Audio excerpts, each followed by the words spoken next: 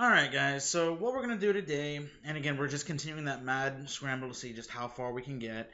Odds are we're not going to get to all the IDs. That's going to be fine. I mean, that's the problem with the survey is generally I like to get to the U.S. getting into Vietnam. Whether or not we actually get there, I don't know, but we're just going to see what we can do. Now, what we've done is we're running a little bit behind. We're actually on pace with my in-class 1103, so I'm not worried about that.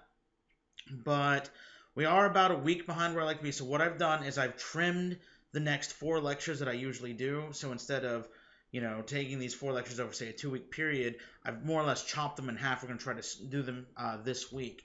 So what'll probably happen is, you get this video today, obviously, duh.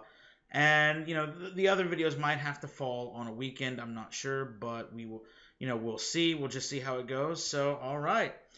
What I want to do right now for this lecture is we're going to talk about the Roaring Twenties. We're really building up towards the Great Depression. I can guarantee Great Depression and the New Deal are probably going to be one of the essays on your final exam. And so what we're going to see is with the Roaring Twenties, it's called the Roaring Twenties because what happens is so much stuff is going on. Unfortunately, I had to trim out a lot of it, but I'll at least pay lip service to a lot of it.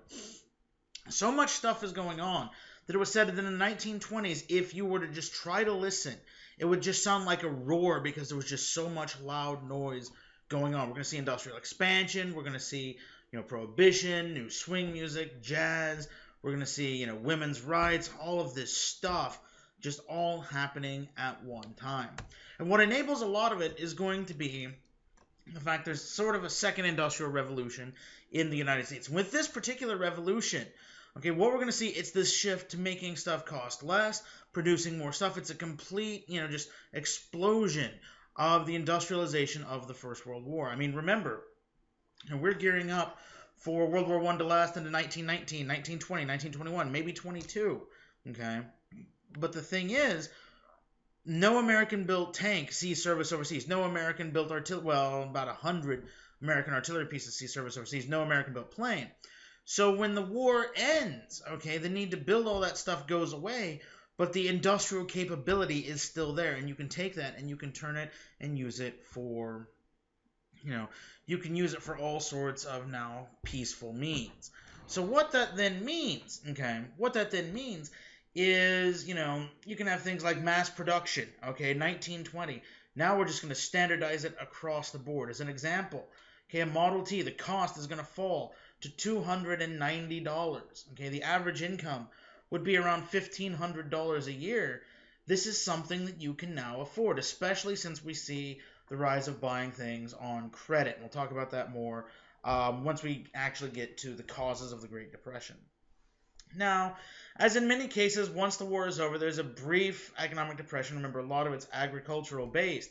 But by 1922, there just becomes this unprecedented economic boom. It makes the Gilded Age look like child's play. And what we're going to see is factories are just producing so much stuff, and people don't realize that this is a problem. They're actually producing far more than the American worker can actually consume, okay? You can only buy so many, cars. You can only buy so many, toaster ovens. You can only buy so many radios before you don't need to buy anymore. And not to mention, in here, it's the era of planned obsolescence. Well, this is before the era of planned obsolescence. Okay, think if you're a computer geek, okay? Or better yet, let's think things like the smartphone. Okay, why do you need the iPhone? This is an iPhone 5. Why do I need the 6 or the 7 when my 5 still works?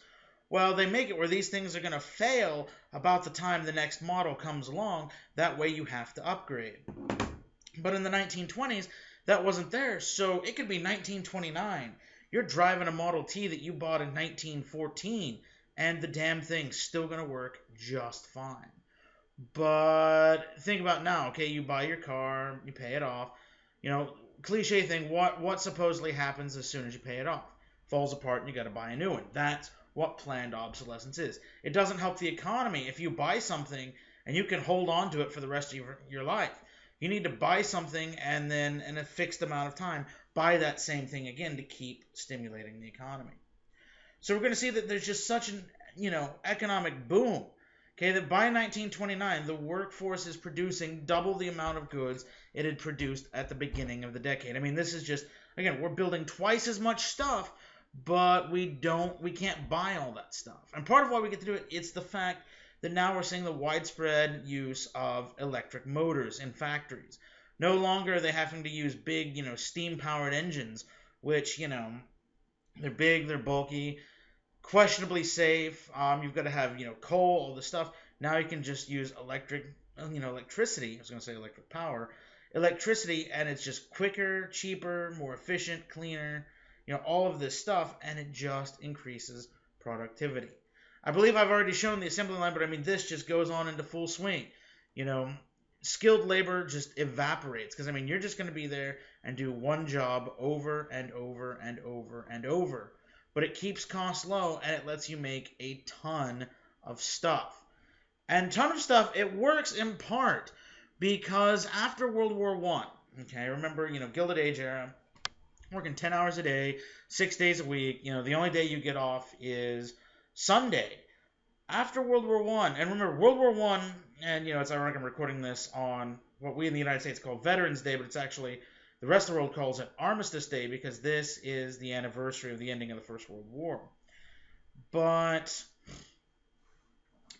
what's ironic, or not ironic, but understand World War One sends all of these shockwaves through human society. And people say, well, wait a minute, if, life is so fleeting, if human beings can do that, what's the point of working all the time? What's the point of just working yourself into the grave? We want more leisure time. Our consumer market springs up where people want to enjoy themselves, buy fun products, things like radios, things to make their life easier, again, like toaster ovens, electric refrigerators. People want to do, rather hilariously, I read an exam once, people in the 1920s wanted more time to pleasure themselves. That might be true. I mean, hey, you just got a radio and the jingle, you got to, there's nothing else to do. But, it's kind of the gist of it. They just want more time to enjoy themselves. We're going to see the movie industry take off. Before 1929, they were all silent. But millions of people flock to movie theaters. I think baseball attendance, okay, out of a population of 140 million, 60 million people a year are going to go to baseball games in the 1920s. I mean, it would be called the American pastime. Most families are going to own at least a single car. And by the end of the decade, 2/3 of Americans are going to have electricity. Now, what's kind of ironic is they might have electricity, but that didn't mean they had indoor plumbing. I mean, this is still the era, in many cases, of the outhouse. But it's just idea we're starting to bring the United States into modernity. If the Gilded Age creates the modern world, the 1920s, or, if the Gilded Age sets up the modern world, the 1920s are when we actually come into modernity. And, the 1920s are going to look more like today than any other period in American history before. Okay. Now, understand, people say this is a new golden age. People say that this is an amazing time, but there are stuff just always under the surface that people don't want to pay attention to. If we look, we're going to see that, agriculture, this is going to be one of the things that screws up the economy. We're going to see that, in World War I, France can't feed itself. So in the United States, our farmers are just growing so much stuff, sending it over with the hope that, and I'm trying to think of jokes, but for whatever reason, I'm kind of dry today, sorry. So, too bad this ain't vodka, 3 sheets to the wind, I'd be telling jokes then, right? Or I just, pass out and this will be like a 2-hour video until I woke up, but what we're going to see is that, farmers grew a lot of stuff, and they made a huge killing and profit. They made a lot of money. And what we're going to see is in 1919, okay, after the war is over, when people get demobilized from Germany, from France, from Belgium, from Britain, they can start growing stuff again. And what that means is American farmers, just the bottom falls out. They had a life to which they were now accustomed, and they had, they didn't want to give it up. So we're going to see farming exports down by $2 billion. That's a huge amount of money in 1921. And so farmers' responses, and consider this. Okay, if I grow a crop, okay, and say this bushel of wheat's worth $50. I have no idea what a bushel. I steal wheat in Skyrim. That's like my only, basis for how much wheat costs. But let's say a bushel of wheat's $50. What we're going to see Okay, 1919, that now might be worth 25 or 20. Now, the smart thing to do, grow less. You grow less, then the market depletes, then prices rise again.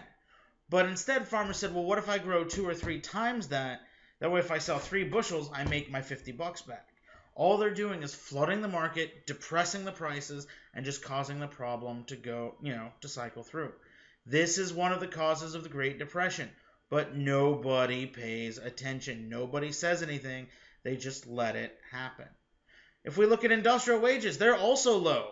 And that's a problem because in this in this society, and I want to say gilded age, but not in this society, okay?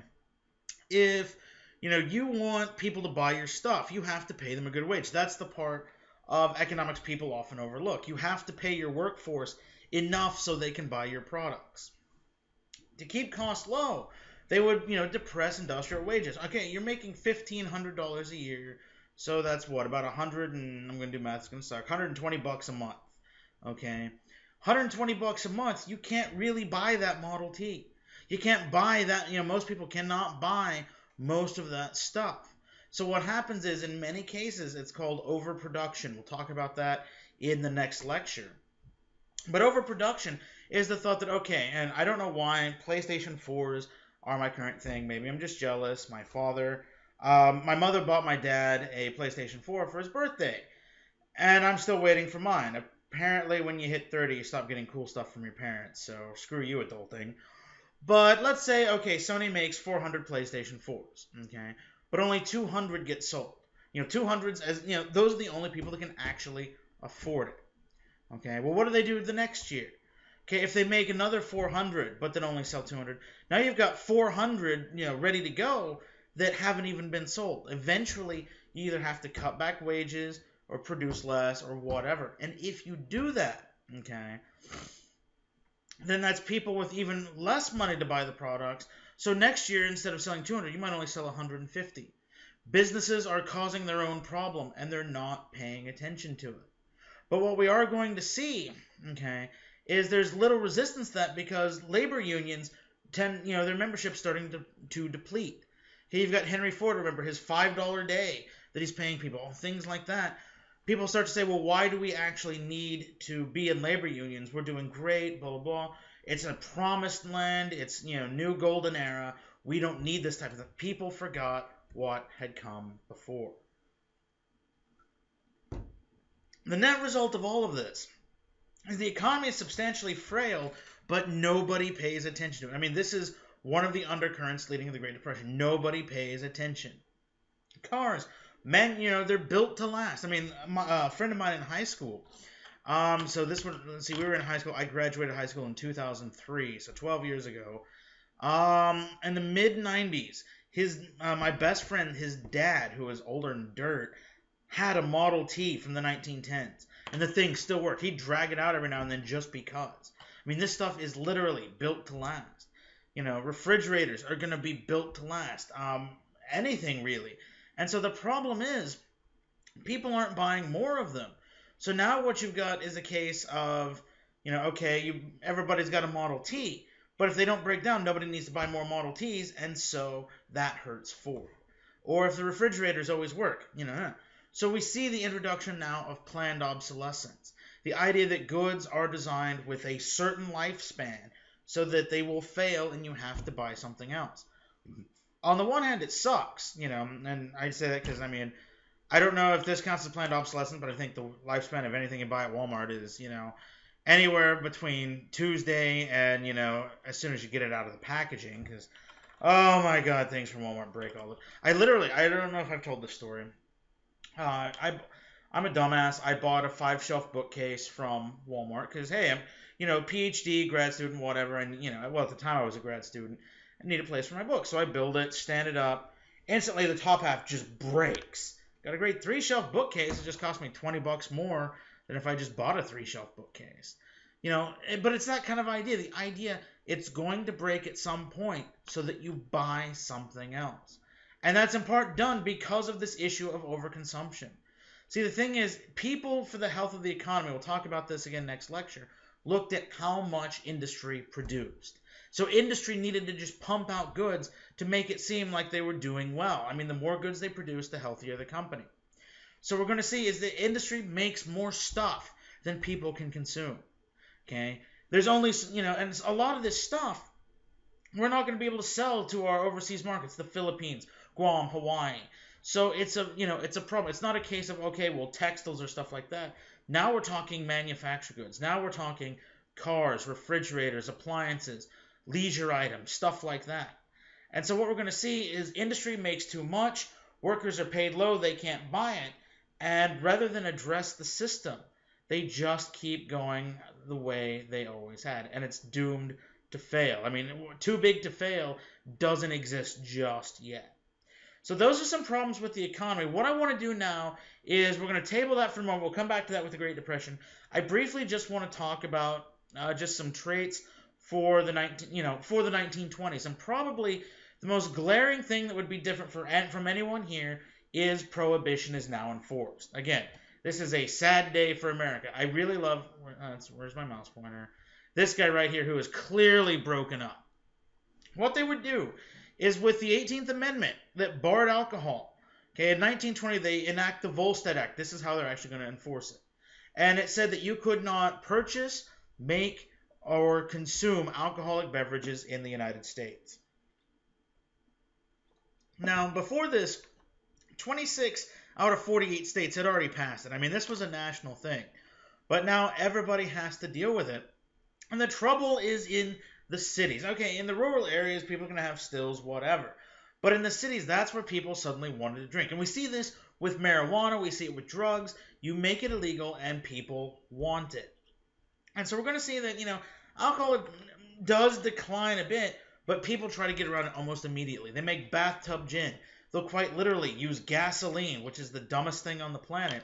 And it's become such a social phenomenon that there's a Three Stooges short. And apparently, people use gasoline to clean stuff with. And my thought about this is this. How cheap was gasoline in the 1920s and 30s? They're like, I'm going to clean with this. Whereas now I'm just like, $5,000 in your firstborn to fill up your car. I shouldn't say that. Gas just lowered to $1.91 and, but still. Well, the thing is in the Three Stooges, you see Curly, the fat bald one. And, to clean it, he takes a little swig, spits it out. And he said, they're not so careful at making gasoline anymore as when they were using it to make gin. This idea, you would literally take gasoline and use that to try to make booze. I mean, people were that desperate. We're going to see the rise of the bootleggers, where, people bring in booze from Canada, run it from Mexico. Okay, well, the Navy will have to give the Coast Guard old World War I era destroyers just to help try to police all this stuff because people are just bringing in so much booze. How much? Most Americans are still going to be drinking about 150 million quarts. That's enough for about 1.25 quart for every man, woman, and child in the United States. Now, you've got to understand, people were functioning alcoholics at this time. Why? Because in the 19th century, water could quite literally kill you. Alcohol at least kills, the stuff in the water.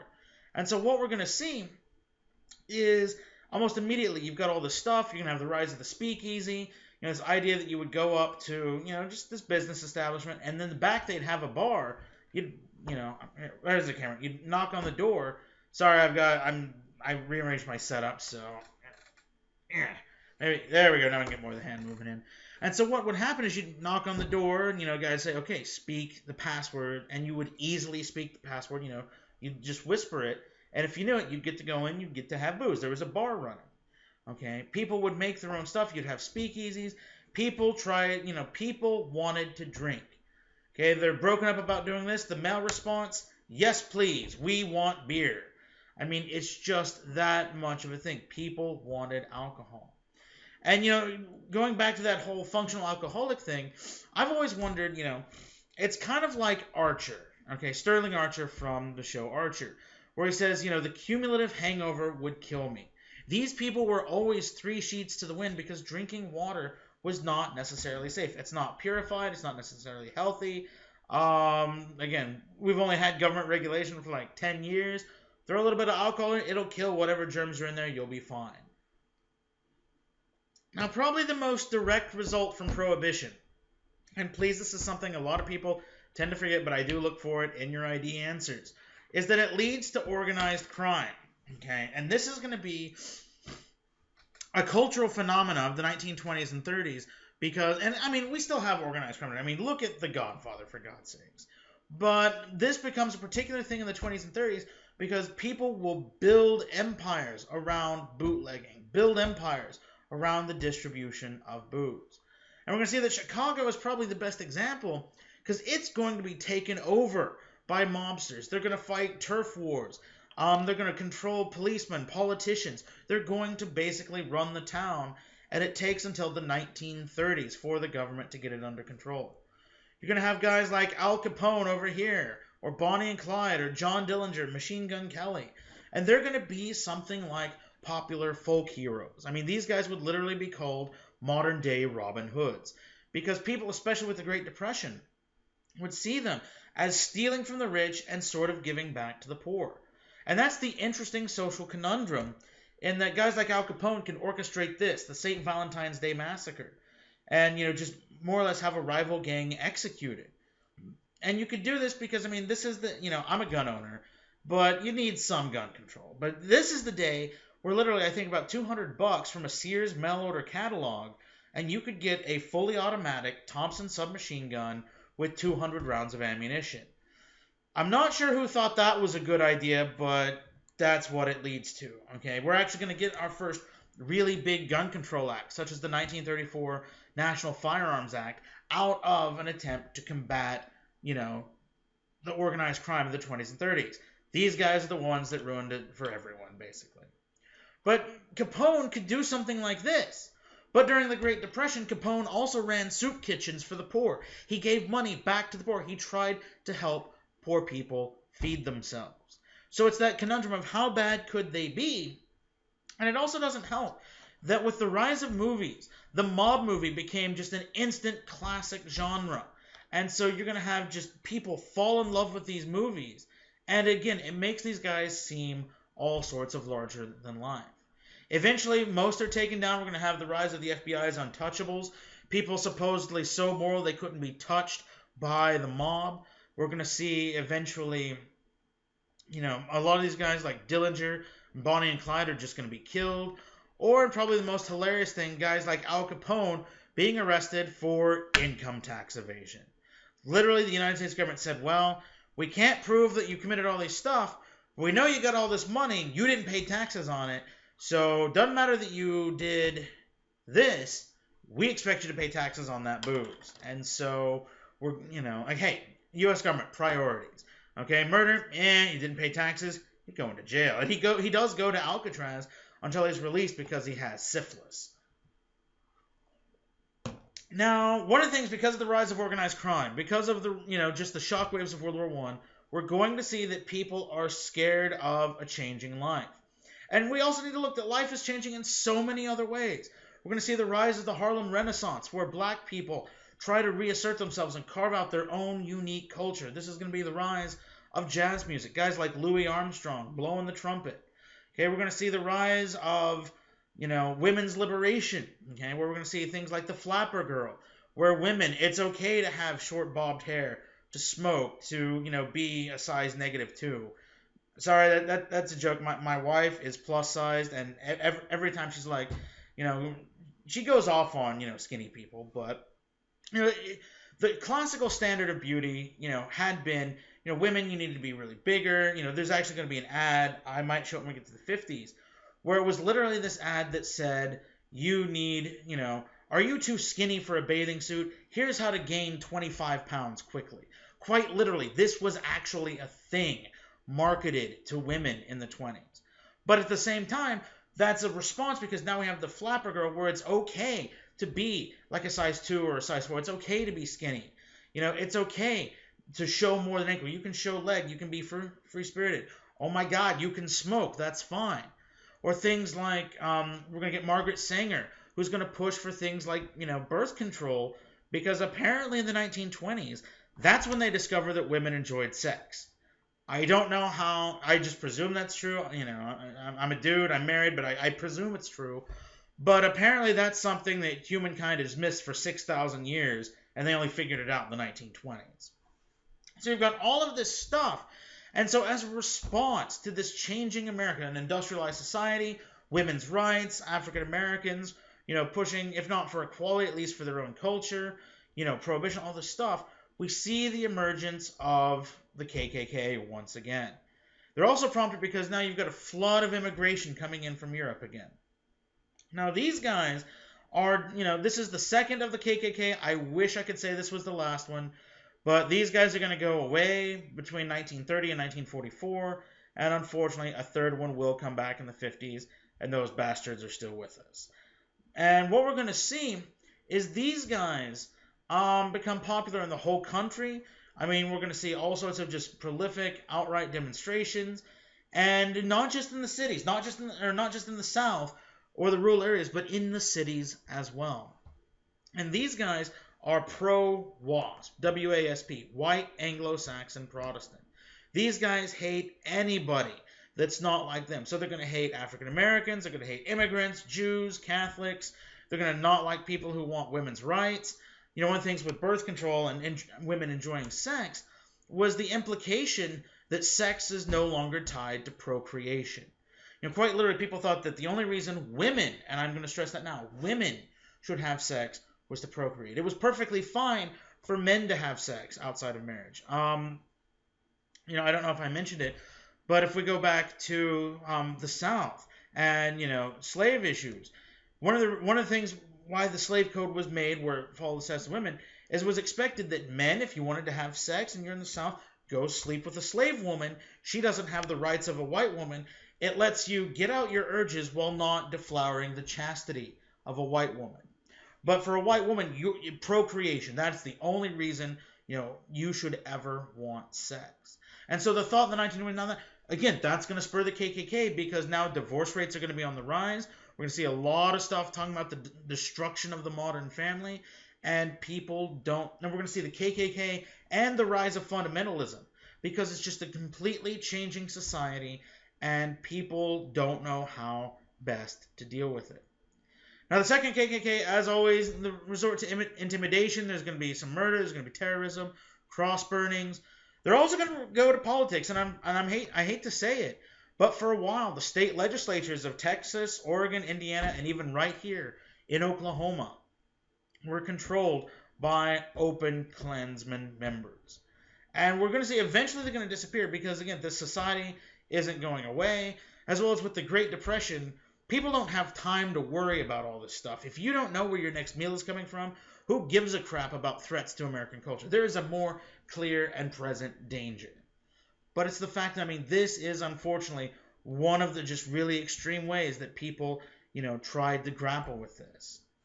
The other extreme way is we're going to see the rise of fundamentalism. And this is also a reaction, again, also to World War I, in addition to changing society. And we see with fundamentalism, the buzzword here is evolution. Now, Charles Darwin wrote his Origin of Species in 1859.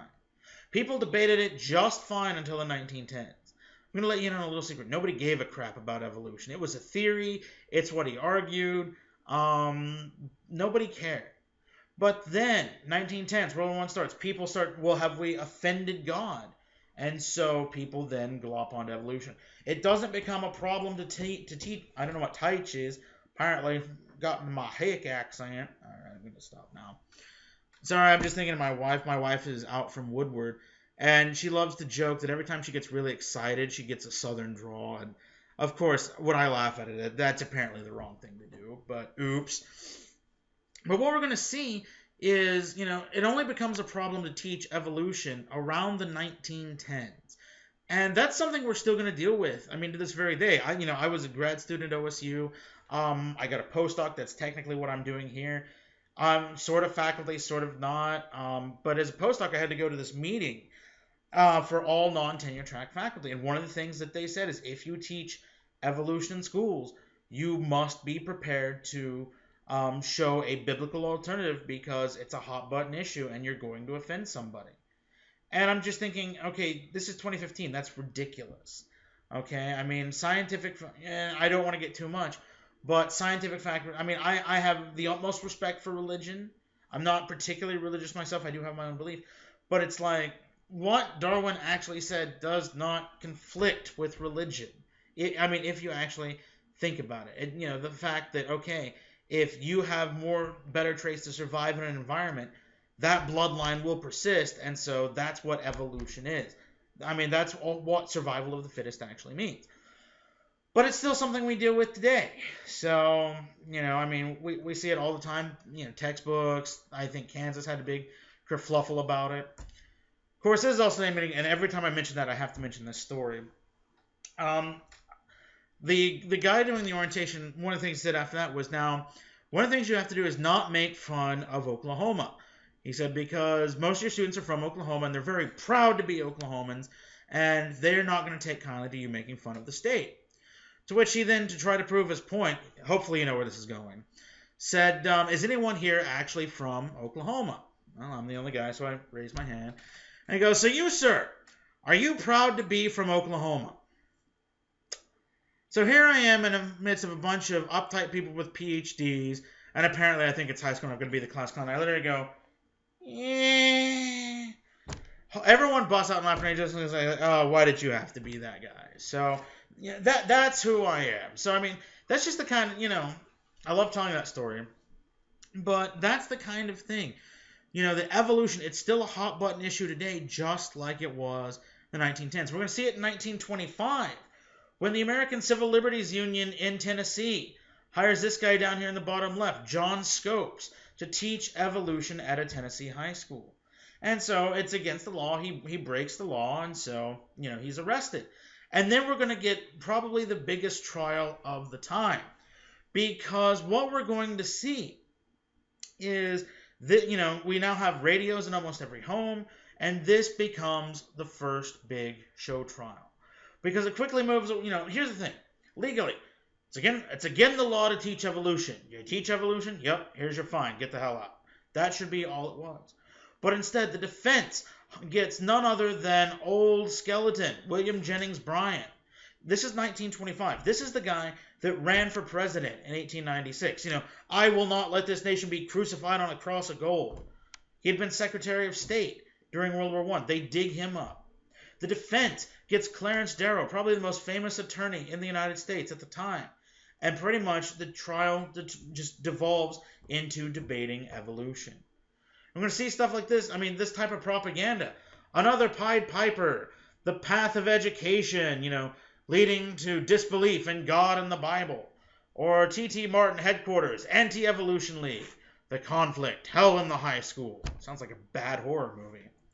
So what we're going to see is, the trial lasts for about a week. And, it's all reported on. And what we're going to see is it pretty much just gets into Darrow and Bryan debating evolution. That's pretty much what it devolves into. Bryan takes a really fundamentalist stance.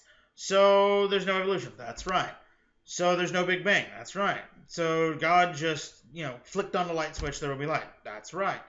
And what happened is, again, it's one thing to read it. It's one thing to hear like the clickbait byline. But to actually hear all this stuff, it really turns people away from evolution. Or not evolution, but fundamentalism. People started to say, what is the big deal? Is this really, the modern issue of our times? So it largely discredits fundamentalist beliefs, but the law itself doesn't really get changed for a while. Scopes is found guilty, he's fined, the ACLU pays his fine, and then he moves out of Tennessee and gets a teaching job somewhere else. But why I wanted to include this, one, because it's fun, two, they made a really good made-for-TV movie, I think. I want to say Inherit the Wind. That's probably completely wrong, but that's what's sticking in my mind.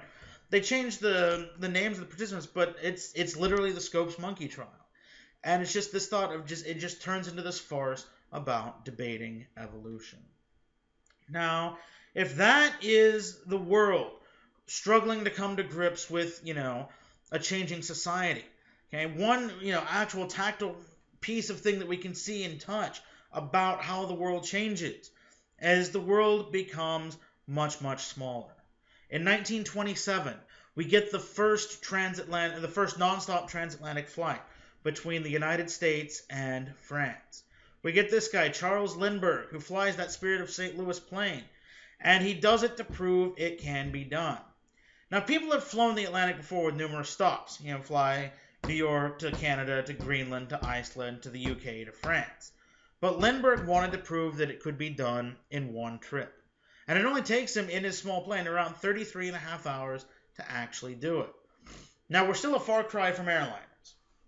But in doing so, why this is important is it proves that the world gets smaller, technological innovations bring it closer, and technology is radically changing the world we live in. Understand, the United States, remember, this isolationist stance after World War I.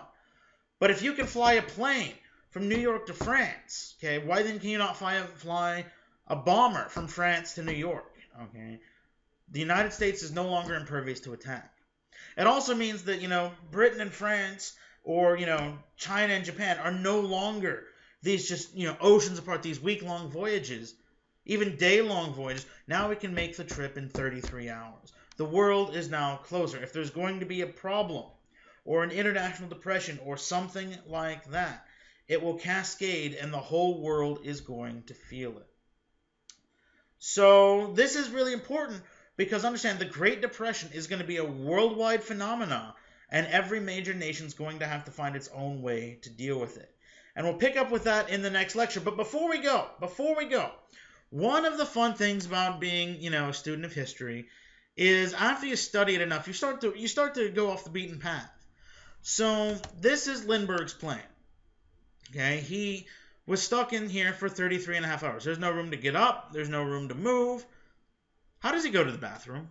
I think it's a legitimate question. How does he pee and poop? And I had a student once suggest, well, what if there was a lever where it just drops out? Which then got me thinking, so if you're flying at 20,000 feet, let's say, okay, or 10,000, you drop out your poop. Would it not freeze at that temperature? And what happens if you're on like a fishing trawler in the North Atlantic and that smacks you in the face?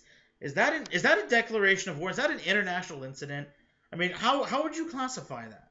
Okay, I know it's silly, but come on. These are the things that when you teach this stuff for years, you start to think about. So, all right, that'll call it good for today. It ran a little longer than I expected, but that's fine.